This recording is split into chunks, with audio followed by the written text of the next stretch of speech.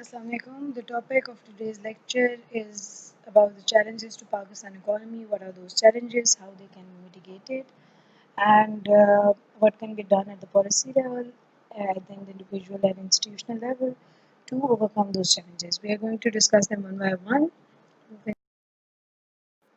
I would like to provide an overview of Pakistan's economy. If you understand the circles and systems and uh, economics, we can better understand how to manage our money in society. The economy of Pakistan is the 26th largest in the world in terms of purchasing power parity and 44th largest in terms of nominal GDP. In 1947, Pakistan had 30 million people with per capita income of $100. Agriculture accounted for almost 50% of economic output, with hardly any manufacturing as well as industries that were located in uh, the subcontinent. Therefore, it was unable to feed 30 million people and was dependent on imports from the United States of America. From there on, Pakistan has come a long way today with 170 million population.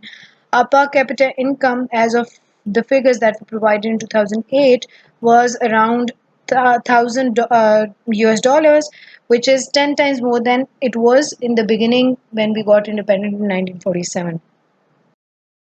Um, if we do a comparison, if we measure in relation to what was the situation in 1947 and what is the situation in the present or the last decade, we can see the structure of economy has changed. Agriculture has come down from 50% contributor of the overall GDP to over 20% of the contribution it is now doing in the gross domestic product of Pakistan. Within agriculture sector, there is a change that is major crops are only 36% of the agricultural value added and 14% are minor crops. That includes fisheries, orchards, fruits and vegetables. Thus, we are moving in a direction where the same land and same resources are being used more efficiently in order to provide more. In comparison, agriculture is only 2.5% in the US, having a population of 300 million, out of which they not only feed the entire population but also export to the rest of the world. Therefore, it is important to understand that when it is said that agriculture is producing, contributing more, it is the productivity of the agriculture rather than the share of the agriculture in GDP. हमारे यहाँ जो है वो ये share के ऊपर share of the agriculture के ऊपर ज़्यादा फोकस नहीं रहा. We have been focused more on how much it is contributing rather than focusing entirely on the nature of the products that are coming out of our agriculture system. How can we make it advance? How can we facilitate the people who are involved in the agricultural sector? These questions have been neglected completely. तो यहाँ पे US की example देने का मकसद ये है कि वहाँ पे सिर्फ 2.5% एग्रीकल्चर उनके जीडीपी के अंदर जो कंट्रीब्यूशन है, लेकिन उस 2.5% से वो अपनी 300 मिलियन पॉपुलेशन को फीड भी करते हैं, चीज़ें एक्सपोर्ट भी करते हैं. हमारे यहाँ जो है 20% शेयर है जीडीपी के अंदर एग्रीकल्चर का, but we are unable to feed our population which is very less than the United States of America. We still import the agricultural items from our neighboring countries or from the countries that are ready to sell their agricultural products to us. Pakistan is the third largest exporter of rice in the world and producing enough food grains to feed its people. Pakistan is also one of the five major textile producing countries in the world. Pakistan also produces third largest quantity of milk in the world, which it exports. When it comes to manufacturing and industry, it now accounts for around 21%, 24.9 और उसको 25% भी आप कह सकते हैं of the total income of our at the national level. When we recall, there was not even a single industry worth its time at the time of partition when Pakistan got independent in 1947. So, if we look from where we had started, I think the justification for Pakistan in terms of betterment of economic conditions of Muslims in this part is very strong and it's very much visible. But unfortunately, the unfortunate part is that we have not lived to our potential that was present inside our country. Uh, in my opinion, I think we can do a lot more better than that if we plan everything according to our resources, and if we plan everything according to the resources that are present in hand. For example, investment, pro- uh, providing or making a clear agricultural policy, making in line with the services sector or the manufacturing sector. So, uh, if the politicians or the political leadership um, mm, is unable to provide a proper guideline for as how to these significant sectors that are present that contribute towards the economic growth of a country will advance, will function, or will technologically get better, or will be modernized as of today's times. It is unable to explore your potential that is present at hand. Pakistan के case के अंदर भी यही हुआ है. Unfortunately, the policies of our political leaders have been short-sighted. Nobody has thought of modernizing the sectors that were in abundance, or modernizing the resources that were in abundance. I can give example of coal. It is said that over the world's largest coal reservoirs are present in the province of Balochistan. But unfortunately, due to the poor economic policies and due to the poor planning of different governments, those coal reserves are now considered to be useless because the time that was pertinent for extracting them from the soil has passed, unfortunately, and that they are said that their biodegradation has occurred and they are useless. So potential uh, is a lot more than that has been explored, and that is the biggest challenge that Pakistan has faced over the years and is still facing. फिर दूसरी चीज़ ये है कि आपका जो human capital है उसके अंदर इन्वेस्टमेंट नहीं है बिल्कुल भी. ह्यूमन कैपिटल, एक तो आपके पास रिसोर्सेज जो हैं उनको आप पूरी तरह एक्सप्लोर नहीं करते, फिर आपका जो ह्यूमन कैपिटल है उसके अंदर इन्वेस्टमेंट नहीं है, उसके अंदर कोई भी जो पॉलिटिकल लीडरशिप आती है उसके अंदर वो इन्वेस्ट करने को तैयार नहीं है. Let it comes to their education, let it comes to their let it come to their technical or vocational training.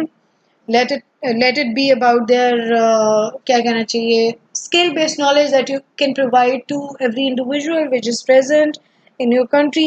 There is no such planning, और इसकी वजह से ओवरऑल आपकी जो इकोनॉमिक ग्रोथ है उसके अंदर बहुत ज़्यादा कमी रही है, हिंड्रेंस रही है. हैविंग सेड ऑल दैट, अगर आप पार्टीशन के टाइम वाले फिगर्स से उठा के अब देखें जो अब के जो फिगर्स हैं, तो आपकी इकोनॉमी ने इम्प्रूव किया है, बट आपकी इकोनॉमी इससे ज़्यादा डेवलप कर सकती थी अगर उसको प्रॉपरली प्लान किया जाता. Why are we and where are we lagging behind? In 1969, Pakistan exports of manufactured goods were higher than the combined exports of Indonesia, Malaysia, and Philippines and Thailand. In 1960s, मैंने पहले भी example दी थी, Korea bypassed Pakistan in its 5 years planning process. But the tragedy is that even a country such as Vietnam, which was completely devastated by the war that it fought with the United States of America, has now overtaken Pakistan when it comes to economic growth and development. 10 years ago, India, which was behind Pakistan till 1990s, is now way ahead. It is blooming when it comes to economic development. Everybody wants to invest in India, not in Pakistan. उसके अंदर political circumstances हैं, उसके अंदर आपके terrorism का बहुत ज़्यादा major role रहा है. uh, Different economists consider that the biggest challenge with Pakistan's economy is how Pakistan can organize itself to improve when it comes to economic policy planning. Okay, what are the major challenges to Pakistan economy? I will list them, or I will discuss them one by one in the generic way, and then we'll move in a more specific way. We import more and we export less. We consume more and save less. We consume more. Out of every 100 rupee of our national income, we consume 85 rupees and save only 15 rupees. Pakistan's saving rate is 6%. We need at least 24 to 25% investment rate to grow, and if we want to rely on domestic savings, Our saving rate should be around 25%. India has a 34% saving rate, while China's saving rate is around 50%. So ये जो आपकी consumer mentality है population की, that needs to be tackled via planning. Government spends more than it earns its revenue. Physical deficit जो होता है जब government की spending ज़्यादा होती है और उसकी income कम होती है, this is the exact problem. We have talked earlier and we are talking about it again. Our share in the world trade is shrinking. हम trade में उस तरह से involve नहीं हैं जितना हम हो सकते थे. We face energy and water shortages, water scarcity बहुत ज़्यादा है. आपके यहाँ डैम्स नहीं बने टाइम पे, अभी तक भी नहीं है. आपकी एनर्जी शॉर्टफॉल्स बहुत है, अभी भी लोड शेडिंग होती है. Unfortunately, every government, let it be a civilian government or a military regime, has failed to address this energy shortfall. मैंने लास्ट लेक्चर में शायद बात की थी कि जब आपके एनर्जी शॉर्टफॉल ज़्यादा होता है, एनर्जी क्राइसिस ज़्यादा होता है, उस टाइम में आपकी जो इंडस्ट्री है, मैन्युफैक्चरिंग इंडस्ट्री है, आपके जो लोकल बिजनेसेस हैं, दे सफ़र a lot.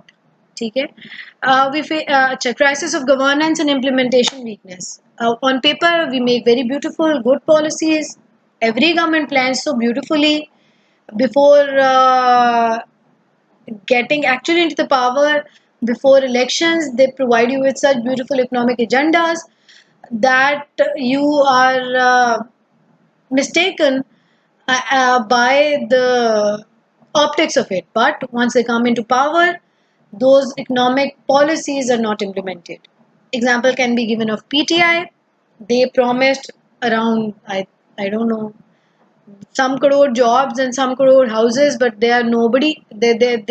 Those promises are nowhere to be found at the practical terms. In reality, there is no such thing.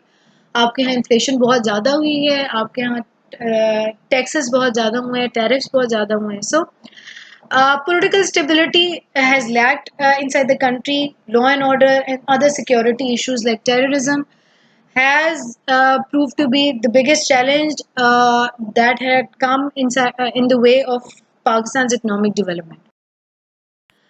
Okay. Pakistan's economy continued to face challenges which include fiscal policy. The key objective of Pakistan fiscal policy is sustained economic growth.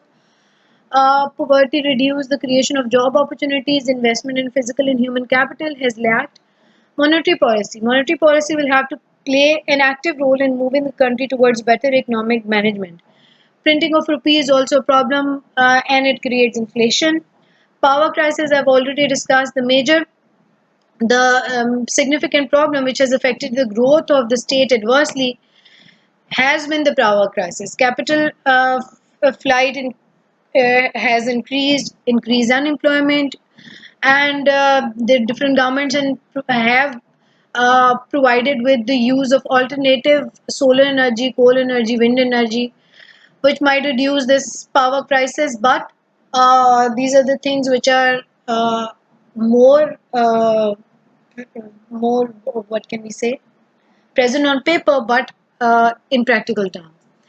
Law and order, poor economy, as always, the poor vicious cycle, positive relationship between crime and major economic variables, increase in inflation, poverty, unemployment, and decline in investment. Modern training may be imparted to police force to combat terrorism. Law and order जब तक improve नहीं होगा, international level के ऊपर people will not feel safe to invest inside your country. आपके यहाँ FDIs नहीं आएंगे, आपके हाँ जो है वो फॉरेन इन्वेस्टमेंट नहीं आएगी अगर आपकी लॉ एंड ऑर्डर सिचुएशन या security situation of your country will not improve. अच्छा जी, फिर ये है कि लो एक्सपोर्ट्स एंड हाई इम्पोर्ट है. there has been a crucial problem in budget deficit which shows that import is more than export. There is a gap between major imports and exports. Lack of tourism रहा है. Pakistan has a beautiful scenic beauty आपके यहाँ बहुत ज़्यादा है. But in the past year, this beauty played important role in increasing economic growth. However, having said that, there are a lot of natural disasters and law and order problems in those in those areas which are very beautiful. आप northern areas की बात कर लें, आप गिलगित बल्तिस्तान की बात कर लें, आप KPK की बात कर लें, आप बलूचिस्तान की बात कर लें, वादा पोर्ट की बात कर लें, वहाँ पे लॉ एंड ऑर्डर सिचुएशन जब तक इम्प्रूव नहीं होगी, टेररिज्म की सिचुएशन यही रहेगी. अच्छा जी, if you improve terrorism inside your country, there are chances that peace and stability will prevail, and you'll get eventually an improved economy. Capitalism we have followed as a policy to its extreme. Taxpayers, uh, uh, people have been paying tax. No budget implementation. Inflation has been high. GDP बहुत ज़्यादा जो है आपका grow नहीं किया, decline करती नहीं आपकी एक्सपोर्ट्स, एक्सटर्नल लोन्स बहुत ज़्यादा हैं आपके आईएमएफ से. No implementation of foreign aid. Aid आती है but it does not get distributed to the actual people, or it does not follow the purpose which it was taken for. Political instability आपके यहाँ बहुत ज़्यादा है. It is very significant uh, that you change the national psyche or the mindset of the population.